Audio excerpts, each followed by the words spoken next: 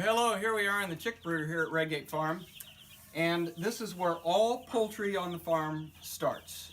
Now, it used to start in our basement in a cardboard box, and then we upgraded to the high-tech horse trough, and then we decided we need to look at a real brooder, a brooder that's expandable, it's easy to clean out, it's easy to control from predators, heat temperature, and all the things that we need to worry about with brooders. And so we designed this, and we've had a couple of people actually really comment on this and copy it, so we thought we'd give you a quick run through on how this works. First of all, we decided to build these drop down doors. These actually pick up, they go up and down on these tracks, and they'll actually attach to the ceiling and close off our storage area. That's very important, and we'll talk about that in a little bit. The storage area up here, we built it nice and stout, strong enough that you can walk on, so you can get up there and clean the whole thing out. You see it's kind of messy right now, but we store everything from crate carriers. We've got all sorts of pieces and parts for our waters and feeders and stuff out in the field. We've got 3-foot range feeders, we've got 4-foot range feeders, we've got bell waters, 5-gallon buckets for gravity feed, and extra cords and everything. That's great because when I'm out in the field and something breaks, I know exactly where to go, or I can tell my kid, run back to the brooder, grab this, and they'll know exactly where it is. It's also good to inventory your stuff. So we start back down here, these drop-down gates that we just talked about.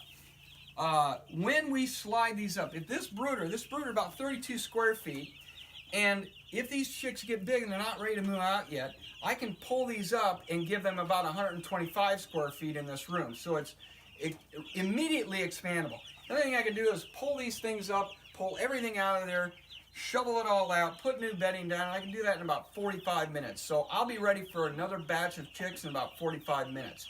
It's a great way to make things real easy on yourself. Now, as we go inside the brooder here, first thing you'll see are these are called sweeter heaters. These are infrared heaters. They put off no light at all. They're completely dark, but this little guy likes me. But they put off infrared heat, and it's very even, very uniform heat. That's very important because a standard heat lamp concentrates the heat in one little spot, and then it cools as it goes out from there. Now, the commercial industry gets rid of that by basically having a lot of lamps all over the place. And you've seen them. Brooder designs where there's 7 lamps pointing down. That's a lot of electricity and a lot of effort. The heat lamp also is very particular about how high it is or how low it is and how much heat you're getting on the chick. So you've got to be very careful about those heat lamps, and if they fall, obviously they can cause a fire. This is a very uniform heat. The chicks like it because every chick that's under there gets the exact same amount of heat. No more, no less. On a heat lamp system, when there's a hot spot in cool areas, the chicks tend to fight for the hot spot, and sometimes they'll suffocate the ones on the inside. Or if it's too hot, they go to the outside, and some of the ones on the outside are chilled. There's a lot of stress on the chicks. I really like these. Now, I always do have a heat lamp inside. That's kind of my gauge on, is it too hot or too cold? How is the heat lamp setting at this point? And so if I have that heat lamp on at night, what I'll see is, if the sweeter heater is not working well, some of them will come out to the heat lamp, and they'll kind of work their way around the hot spot and the cool spot of the heat lamp. And it tells me that maybe I need to raise or even lower the sweeter heater, but at the same time, I only use that for a couple days. You can see right now it's unplugged, because once they're about 7 days old, these meat birds grow fast. They really don't need it. I start to cool them off by raising the sweeter heaters. Now, also in here, I've got range feeders. And I'm looking at linear feed space, so I've got about 168 inches because I got a 3-foot and a 4-foot in there, and that's just about enough for these chicks. Feed space is important, and I talk about that out in the field also, because as they grow, you want to make sure that when I feed them and they rush to the feeder, especially when you're in a restricted feeding regimen, which is what I use on day 7 to 28, when they rush to the feeders, the big hardy ones are going to get there. The little runts are going to get pushed out, and you're going to get very unequal growing. So I want to make sure that every chick has its own space on the feeder. I also want to make sure it's the right height. That feeder is about the height of his neck, okay? Right where his neck attaches to his body, that's where I want it. And I will raise that up as they grow, because I want them reaching over the top in order not to waste feed. you see that the waters are the same height, right about where the base of the neck is. Now, see, he's getting a little tall there, but it's basically the rim of that is at the base of his neck. And that keeps the water extremely clean. And these Bell waters are great because to clean them out, I just dump like that and they refill on their own. I love those. Those are gravity fed. I've got the buckets outside of the brooder so that I can just walk outside every morning. I peek into here, I peek in the buckets, I pour in what I want. Sometimes I add mineral in that water, sometimes I add copper, apple cider vinegar. But if I want to use milk, which sometimes I give them milk, I'll go ahead and put that in a separate water because I don't want the milk to spoil in there and get all rotten. It's hard to clean out. So I'll put it in a separate thing, and I do feed them milk every couple days. So what else we have in here is you can see these waters are adjustable in height. I also keep a light because I like the chickens to have light during the day and dark at night. My heat lamp, when I use that for the first couple days, is always a red lamp because if a chick has a little blood on them and the chicks see it, they have a tendency to kind of attack that chick. But with a red lamp, they can't see that. And again, I like at night for it to be dark and during the day light. That really makes them more accustomed to the outside solar cycle. And when they move outside, it's not nearly as much of a stressor.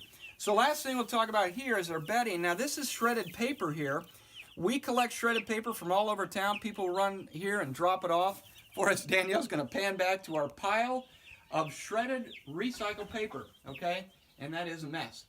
But people basically drop this off in our driveway, and we use this. Now, the thing about paper is you don't want the long, stringy shredded paper because the chicken's legs will get tied up in it, and it's stressful for them. You don't want to stress them. Get the little stuff. The other thing is typically, hey, you need to get back in there, buddy. Typically, you want the shredded paper to be mixed in with shavings or peat moss, or there's a lot of other things that you can have it mixed in with, but the paper itself tends to mat down, especially when it gets wet, okay? So if you put some more aggregate in there, like shavings or mulch or pine needles or leaves or something like that, it keeps it from matting down, and we found much more success with that. But I tell you what, that paper can make a bag of shavings, which is expensive, go 2 to 3 times longer than it normally would. These little guys really want to get outside. They've got one more week before they head outside, and as you can see, they're growing pretty quick here. Now, what do we do with this bedding once we're done? Well, they're pooping and peeing and stuff on that bedding, and as it grows, these things go up the track and grow with it, and it gets deeper and deeper. It's called deep bedding, and it begins to heat up and decompose right there on the floor. So when wintertime comes or early spring, that floor is hot, and it can be up to 120 degrees in that floor. It's actually a heater from below, which is very nice. And in the springtime, when we pull it out, it's great compost. We pull it out, let it compost a little bit more outside, and we use it on the gardens. Come on, buddy. You guys belong in here, and we belong out here. Let's go ahead and shut this door. And I think that's all we have for the brooder here at Redgate Farm. Well, we're out here at the pastured poultry area, and these are the meat birds. These are the broilers. This particular breed is the Cornish cross, which is the industry standard, but we pull them out here on pasture after they're out in the brooder for a little bit. I keep them in there about 2 to 3 weeks. Now, the spring batches, you got to basically bring these guys out, and it's a little bit cold. We actually had a late frost here, which was around May 6th, which is very late for us. And so sometimes I actually put sweeter heaters in here, little infrared heaters. The other thing we battle with in May are the buffalo gnats here in Illinois. And the way we battle that is we use fans. I actually have an old furnace fan that I'll put out here. I'll blow the fan through here. Now this is a very small batch. Turns out we ran this really early. We don't like to run chickens when there's buffalo gnats and frost. And so we raised a very small batch to start the season. Typically we have much bigger batches. This is called a chicken tractor. There's many different styles of chicken tractor. But these chicken tractors are essentially ways to move the chickens. We move these chickens every 12 hours. And every 12 hours, you're basically spreading their manure across the pasture here, and they're eating down the grasses. And when they spread that manure, that's basically fertilizer for us. So they provide us fertilizer, we provide them food. A lot of the food that they eat from the grasses has chlorophyll in it, and chlorophyll cleans out their system, so it keeps them really clean and healthy. Now, there's a lot of myths about these particular Cornish cross. They say, well, they're so fat they can't walk, and they can't move, they can't live past 8 weeks. It turns out if you actually raise these broilers and let them go with the layers, they'll live indefinitely. They'll run around with the layers. We had a particular one that escaped our butcher day, and we called him Brandon, and that little boy, he ran around with the layers for about 6 months before we finally caught up to him and butchered him. So when they're given free range, they will live and they will thrive just like any other chicken. But they do grow very fast. So some of the things we do to slow down the growth and prevent things like ascites, which is also known as water belly. It's a heart condition that causes a yellow water to fill in their abdominal cavity. We try to prevent necrosis and early heart attacks and things like that. We actually limit their feed at about day 7 to 10. We limit their feed for a couple weeks. It slows down their growth rate, but they catch up later on. And if we slow down their growth rate, they have a much higher, much lower mortality at the end of their life cycle. So these guys are coming up on 8 weeks. And you'll also notice that when they move around more, they grow slower also, but they're much healthier. So you can get a lower mortality rate, although you may get a lower dress weight. Well, we want a healthier bird, and so we accept the lower growth rate and let them wander around quite a bit. In fact, when we have bigger batches, we use a much bigger tractor and let them run around quite a bit and put fencing around them. But in the smaller tractor, there goes the little puppy, we actually use these fences and these gates, get out of there, little guy, because this actually keeps the puppies out of there and it keeps the owls out of there at night. Okay, it also keeps the layers out of there because the layers want to come over and steal the broiler food because it's a different mixture there. So this allows them to wander around in there, but when I have a bigger batch, I use a bigger tractor and I actually use a poultry net all the way around, and that allows them to run even more. So just realize the more they run around, the slower they're going to grow, but the healthier they're going to be. So mortality goes right down, but so does dress weight. So these guys, a couple of things we look at in the tractor here. We've got a PVC pipe in there that's cut. I raise that feeder as they grow. I want that feeder up around their neck. See how that feeder's up around their neck? I don't want it too low because I want to keep that food clean. The other thing I'm concerned about is feed space. The chickens require so many inches per bird based on their age and their size. And so, boy, you're just helping me out here, aren't you? You want to raise that as they grow. You also want to provide enough feed space. If I have more chickens in here, I'll actually have 2 of those PVCs in there. So they have enough linear space.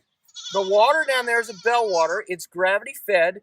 I also raise that because I want clean water. I only have a 5-gallon bucket. A lot of people like to put big tanks on there, water them like every couple days. I like to water every single day because I want clean, fresh water. And I also put copper in the water sometimes. I put apple cider vinegar in the water. And sometimes I actually just come out here with clabbered milk and I give them a bowl of milk. That is all to keep their digestive system going and keep that bacteria in their gut working properly. We also provide grit in there for the chickens. And we have along the sides there, you'll notice that the canopy is up a little because I want airflow. You want constant airflow for these chickens, but you don't want them to get wet. They don't do well with wet. So if it's really going to storm one night, especially if they're smaller, I'll actually lay straw on the ground and I'll roll them over the straw so that at night when those thunderstorms come and the water comes rushing down this hill, they've got thick grass and straw to get up on so that they can stay dry. So once you've raised your chickens, you got to figure out what to do with them. And so what we at Redgate Farm do is we have our own processing equipment. This is from Featherman. This is a plucker. This is a scalder. We usually do 3 to 4 birds at a time. Over there we have the killing cones that we use to bleed them out and properly prepare them before they go into the scald. And then we have a processing table, and back there we have an inspection table, and we keep them in coolers and keep them for about an hour and a half before they're ready to actually bring upstairs and package. Now this is our process here at Redgate Farm, but a lot of people don't have this equipment. One thing you can do is rent it. We have a lot of people that rent this equipment once a year. They get a big batch of chickens, and then they find somebody on the Featherman site, and we're listed on there, and they basically come pick it up for the weekend, go take it, butcher all their chickens, and they don't have to store it for the rest of the year. This is pretty expensive equipment. The other options are to go to a local processor, or if you can find an Amish area, usually they have chicken processors. There's a lot of different options. But again, I would definitely research your options on what to do, because there's a lot of more cost-effective ways to do it than to just bring it to a standard processor.